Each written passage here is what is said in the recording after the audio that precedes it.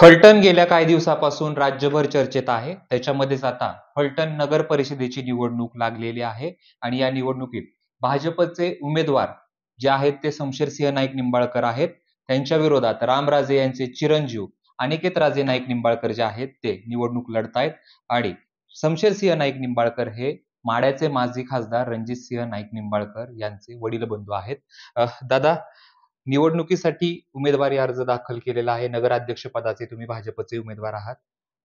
कशा पद्धतीनं तयारी सुरू आहे? अ, नगरपालिकेचे इलेक्शन हे काय आज आम्हाला नवीन नाही. गेले गेले 15-20 वर्ष झालं फलटण नगरपालिकेमध्ये मी लढवतोय. मी या फलटण नगरपालिकेचा विरोधी पक्ष नेते म्हणून मी काम केलेलं आहे. माझी माझी माझी जी तयारी ही गेली 15 वर्ष झालं चालू आहे. कारण का ते डोळ्यासमोर इलेक्शन न ठेवता सर्वसामान्य लोकांची कामं करणे, सर्वसामान्य लोकात राहणे आणि फलटण शहरामधील जे काही अडीअडचणी, लोकांना नगरपालिकेच्या माध्यमातून येणाऱ्या अडीअडचणी आणि इतर प्रशासकीय कामात येणाऱ्या अडीअडचणी, या अडचणी दूर करण्याचा प्रयत्न माझ्याकडनं सतत राहिलेला आहे. त्यामुळे फलटणकरांना माहिती आहे की ह्या शमशेरदादाला वैयक्तिक इलेक्शन म्हणजे इलेक्शनची तयारी म्हणून कोणाच्या दारोदार हिंडायची बी गरज नाही. कारण का माझा जो संपर्क आहे हा जनमानसातला आहे. सामान्यांबरोबर आहे. माझा जो वावर आहे हा सर्वसामान्यांबरोबर आहे. त्यामुळं मला असं वेगळी तयारी करण्याची गरज वाटत नाहीये.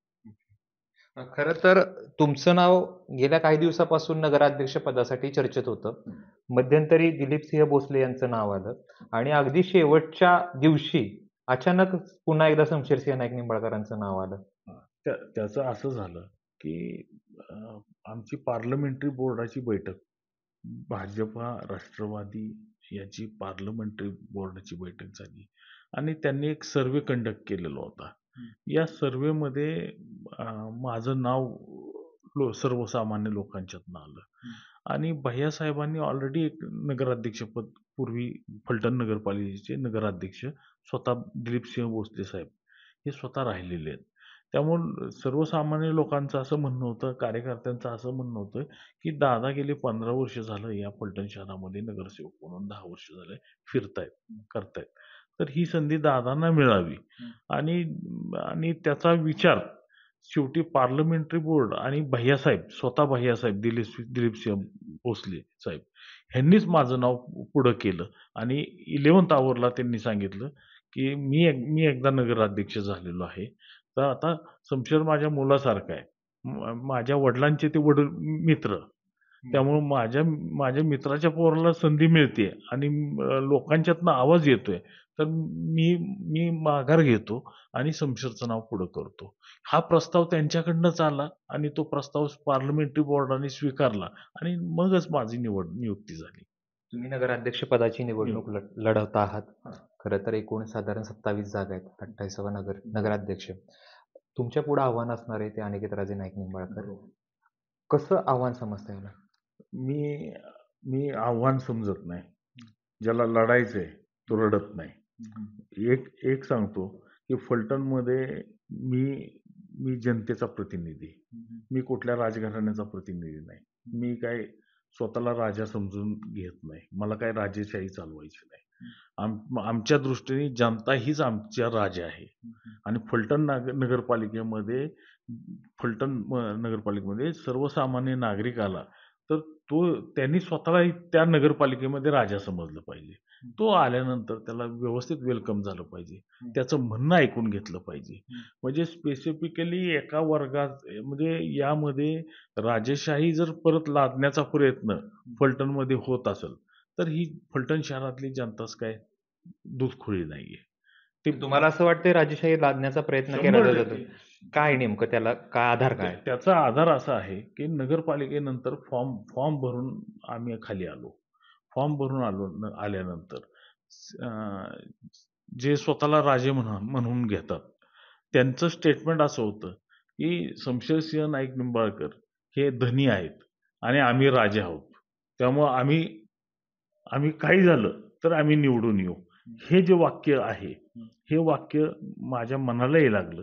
तसंच ज्यांनी फलटणच्या लोकांना लोकांना लोकांना राजा म्हणायला हवं आणि त्या लोकांना राजा समजायला हवं, ते अजूनही स्वतःला राजा समजून फलटणमध्ये वावरतायत.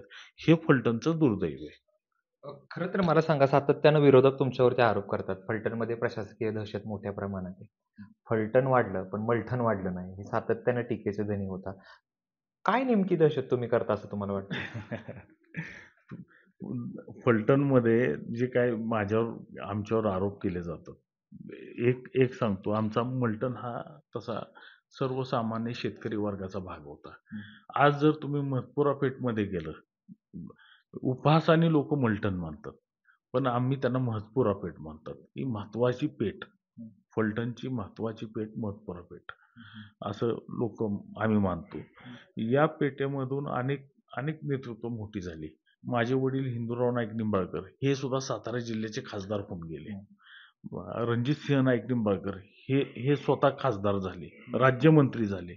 मग या परिसरामध्ये आज जर तुम्ही गेलात तर लक्ष्मीनगरमध्ये ज्या सुविधा नाहीत, म्हणजे जे पारंपरिक स्वतःला राजे म्हणणारी लोक होती आणि जे त्या वार्डातनं त्यांच्या घरातले 3-3, 4-4 सभासद, म्हणजे रामराजे स्वतः नगरसेवक, त्यांचे बंधू नगरसेवक, त्यांच्या बहीण त्या सुभद्राराजे ह्या नगरसेवक, ह्या परिसरात त्यांच्या स्वतःच्या घराला गटर नाही, गटर सिस्टीम नाही. म्हणजे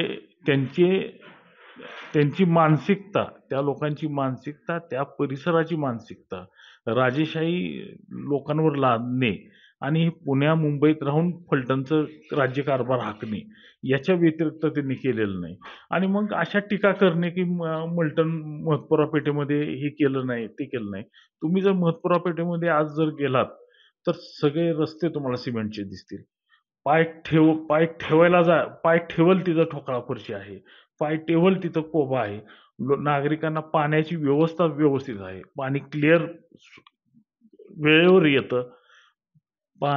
पाणी पिण्याचं पाण्याचं टायमिंग वेळेवर आहे. सगळे वॉल इंटॅक्ट आहेत. आमच्या इथली मंदिरं सुशोभित आहेत. आमच्या इथले खंडित केलेले नंदी, म्हणजे जे फार पूर्वी जे खंडित केले गेले होते ते नंदी आमच्याकडं पूर्ण स्वरूपात परत निर्माण केले गेले. आमच्या इथली मंदिरं तुम्ही बघितली तर त्याची देखभाल व्यवस्था आमच्या परिसरातली होते. आमची हरिभाऊंची कर्मभूमी आमच्या महतपुरा पेठेला फलटणला हरिभाऊंचा एक आशीर्वाद आहे.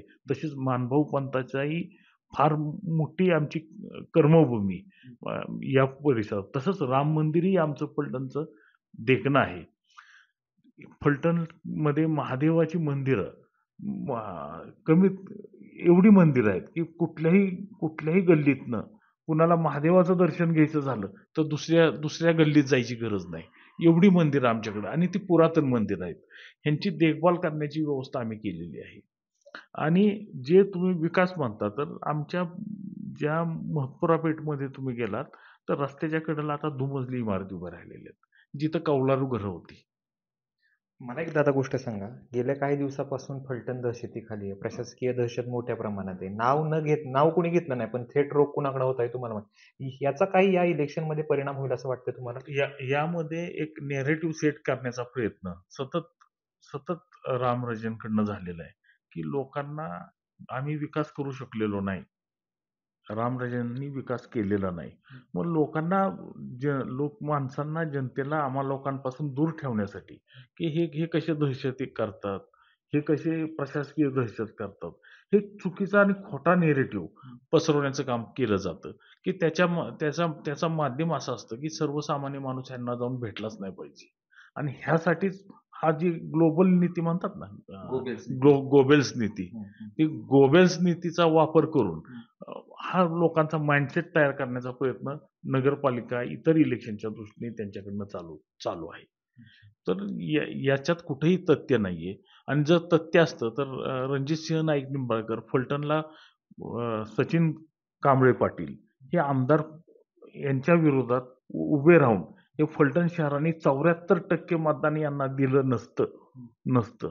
म्हणजे ही लोक मतदान करतायत म्हणून आता लोकांना आपल्याकडे आम्ही काय विकास केला हे दाखवण्याची संधी त्यांच्याकडे नाहीये. त्यांना दाखवू शकत नाहीयेत. त्यामुळंच आता हाच दुर्प्रचार आमच्या बाबतीत करायचा, ही भूमिका त्यांनी ठेवलेली आहे. खरं तर प्रचाराला आता सुरुवात झाली आहे. उमेदवारी अर्ज शेवटचा उद्याचा दिवस आहे. कशा पद्धतीने तुम्ही जो आहे तो पुढचा प्रचार असणार आहे? विजयाचा विश्वास किती वाटतो? विजयाचा विश्वास म्हणसाल तर 100% विश्वास आहे. मी ज्या दिवशी फॉर्म भरला, त्याच दिवशी माझा विजय झालेला आहे. आणि हे मी कन्फर्म सांगतो. कारण का आमच्या आज फलटण नगरपालिकेमध्ये 27-0 होण्याची चिन्ह आहेत. कारण का तुम्ही मोठा दावा करताय. 100% आणि तुम्हाला येणाऱ्या नगरपालिकेच्या इलेक्शनमध्ये तुम्हाला रिझल्टमध्ये तुम्हाला ते जाणवून म्हणजे रिझल्ट आता राहिलेत किती दिवस? 10 दिवसामध्ये तुम्हाला 11 दिवसामध्ये ते कळून जाईल, की फलटण शहराने काय निवडलंय? राजा निवडलाय का सर्वसामान्य जनतेला राजा मानणारा माणूस निवडलाय? तुम्ही खरं तर मोठा दावा करत आहात. 27-0 आणि नगराध्यक्ष पदाचे उमेदवार तुम्ही असणार. 100%. 100%. ते 27 उमेदवार आले तर मी नगराध्यक्ष होणार आहे. त्यामुळे 27-0 हे 100% लोकांनी ठरवलेलं आहे आणि लोकांनी ठाम केलेलं आहे, की यावेळेस बदल घडवायचा आहे. गेले 30 वर्ष झालं रामराजेंच्या हातात सत्ता होती. फलटण शहरातलं छत्रपती शिवाजी वाचनालयाची अवस्था तुम्ही बघा. वरचा एक मजला गायब करून त्याच्यातलं फर्निचर गायब करण्यात आलं. ग्रंथसंपदा गायब करण्यात आली. म्हणजे छत्रपती शिवाजी महाराज हे आमचे एक दैवत आहेत आणि हे त्यांचं छत्रपती संभाजी महाराजांचं आजोळ अशी पार्श्वभूमी असणारं फलटण. या फलटणमध्ये छत्रपती शिवाजी महाराजांच्या वाचनालयावर ही अवस्था यावी याच्यापेक्षा दुर्दैव काय आहे साहेब? शेवटचा प्रश्न मी विचारतो. 3 अशी कुठली कामं आहेत, की जी तुम्हाला या नगरपालिकेमध्ये करायची आहेत? यामध्ये पहिल्यांदा खड्डेमुक्त फलटण करायचंय आणि लोकांना फलटण शहरामध्ये प्यायचं पाणी हे वेळेत देण्याचा प्रयत्न करायचा आहे. दुसरं म्हणजे फलटणमध्ये ग्राउंड मुलांसाठी क्रीडांगण निर्माण करायचे. हे क्रीडांगण आज ओपन स्पेस उठवून या महाशयांनी, या लोकांनी फलटण शहरातले सगळे ओपन स्पेस बऱ्यापैकी उठवलेले आहेत आणि ते बिल्डर लोकांच्या घशात घालून स्वतःचा प्रपंच केला आहे. फलटण म्हणजे या रामराजां फॅमिलीचं उत्पन्नाचं ठिकाण झालेलं आहे. म्हणजे उत्पन्नाचं ठिकाण झालेलं आहे. हे सगळं बंद करायचं आहे आणि फलटणमध्ये आमच्या गोरगरिबाच्या मुलांना, आमच्या मुलांना, माझ्या मुलाला फलटणमध्ये ग्राउंड, लहान मुलांना बाग बगीचा आणि वयस्कर लोकांना नाना-नानी पार्क हे आम्हाला निर्माण करायचे. त्याचबरोबर आमच्या इथलं नाट्यगृह आहे. ते 25 वर्ष झालं ते दिलीप भोसले साहेबांनी निर्माण केलेलं होतं. त्यांची इच्छाशक्ती होती. त्यांनी निर्माण केलेलं होतं. त्यांनी 10 वर्ष त्या नाट्यगृहामध्ये प्रचंड नाटकं येत होते. दर शनिवार, रविवारी नाटकं येत होती. जशी सत्ता परिवर्तन झालं त्या दिवसापासून नाट्यगृह बंद झालं. का तर हे दिलीप भोसलेंचं नाव त्या नाट्यगृहाला जोडलं जातंय आणि फलटण शहराला जो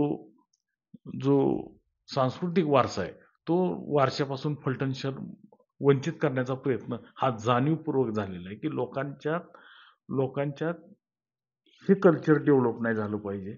जेणेकरून लोकं अजूनही पारतंत्र्यात राहिली पाहिजेत, की लोकांना पुणे, मुंबईत काय चाललंय, लोकांना नवीन नाटकं आली पाहिजेत, नवीन विचार ऐकण्यासाठी सभागृह निर्माण झालं पाहिजे. सभागृह सुद्धा नीट ठेवलं नाही ह्यांनी. ते निर्माण करायचे. आम्हाला परत नाट्यगृह निर्माण करायचे. इथं देवेंद्र फडणवीस साहेबांनी आणि अजितदादांच्या प्रयत्नातनं आम्हाला इथं तारांगण मंजूर झालेलं आहे. जे मुंबईच्या धर्तीवर आहे, तेच तारांगणांची निर्मिती इथं करायची. आमचा फलटणचा गेम आहे हॉकी. हॉकी गेमला आम्ही आता टर्फ क्लब निर्माण करण्याचा आमचा प्रयत्न राहतोय. फलटण शहराला नगरपालिकेचं हॉस्पिटल नाहीये. ते हॉस्पिटल आम्ही निर्माण करणार आहोत आणि चांगल्या धर्तीवर चांगल्या 5, 50, 100 बेडचं हॉस्पिटल नगरपालिकेचं असेल, की सर्वसामान्य माणूस जर गेला तर त्याला तिथं योग्य त्या आरोग्याच्या सुविधा नगरपालिकेच्या माध्यमातून मिळतील, ह्याचा प्रयत्न आमच्याकडनं राहणार आहे.